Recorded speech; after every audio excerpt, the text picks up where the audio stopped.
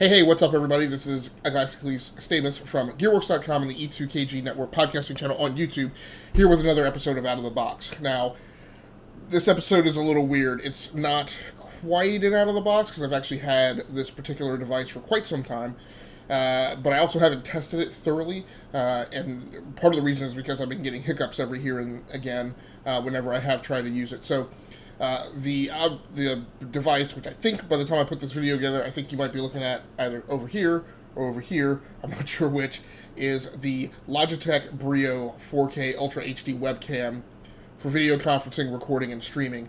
Now, I got a hold of this device because I wanted to experiment with the potential of utilizing 4K webcams in my live streams and game captures. The Logitech BRIO is a 4K webcam. It is capable of shooting in 4K. The problem I'm having is that it doesn't work well with OBS. I'm trying to understand exactly what the problem is. At its basic level, it's basically flooding OBS with too much data, I think. I have tried a bunch of different OBS settings. I've tried stepping back to 30 frames per second.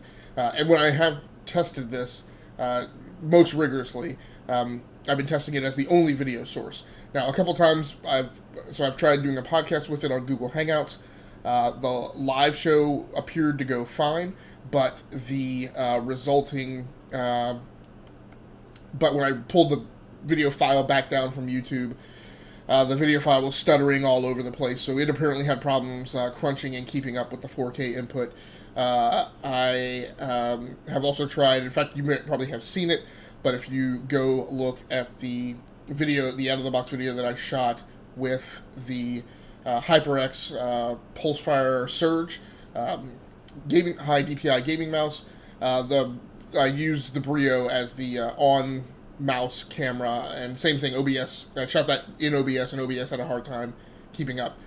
I've done a bunch of additional testing tonight, and I'm seeing the same thing, where I didn't see the stuttering and the just completely, like, major not keeping up, but I was definitely behind. The audio was definitely out of sync with the video. Now, at that point, I felt like that was something that I could contend with.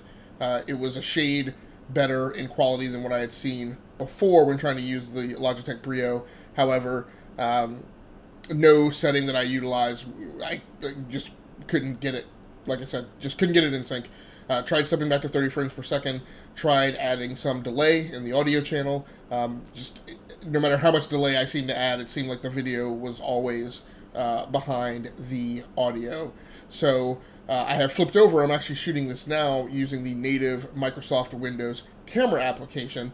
And I have done this at sometimes before when I've done game captures, right? When I'm using a standalone game video capture device that doesn't connect to a PC, sometimes I will utilize that device to capture the game video, but I will utilize a webcam connected to my streaming PC to capture webcam video, and then I'll just overlay it in post. That may be the solution that I have to go to with the Logitech BRIO. I thought the first few times maybe it was a matter of not having a powerful enough CPU. When I had utilized it at this workstation before, this workstation was running an older AMD FX 63 something. It was a Vishera hexacore processor on the old AMD architecture. This thing now is running a Ryzen 7 1700X, so with 24 gigabytes of RAM. So I don't think it's a matter of that. And even if it is, just I'm capped out on how much, I mean, I'm not going to go buy a Threadripper processor just to manage and utilize a 4K webcam. So the Logitech BRIO has its own onboard lights. It does actually shoot in HDR as well, and it has its own 3 onboard lights to manage image exposure. Again, it's a higher-end cam. It goes for $159 on Amazon right now. I'm not sure how much I paid for it. I probably paid closer to $200 for it. One of the problems I'm having with it right now is, like I said, I just don't know exactly what I want to utilize it with. It's not working well with OBS. I don't use Skype a lot. It doesn't work well with Google Hangouts. Right now, it looks like I'm going to have to utilize it for local captures. So supposedly, and I haven't had a chance to test it, I will be checking this out. It should work well, even without a lot of lights. Not quite sure that I believe that just yet. I'm definitely using some portrait lamps tonight to get my camera corner lit up here. But we'll see how that goes.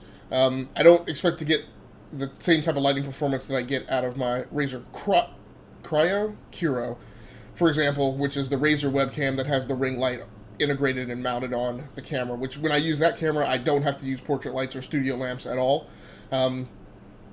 I don't think that I'm going to get the same thing out of the Logitech BRIO, but I will check that out. They claim that it will. Now, I will also say the webcam does work fine in OBS if you shoot at 1080p, and it's a great 1080p cam.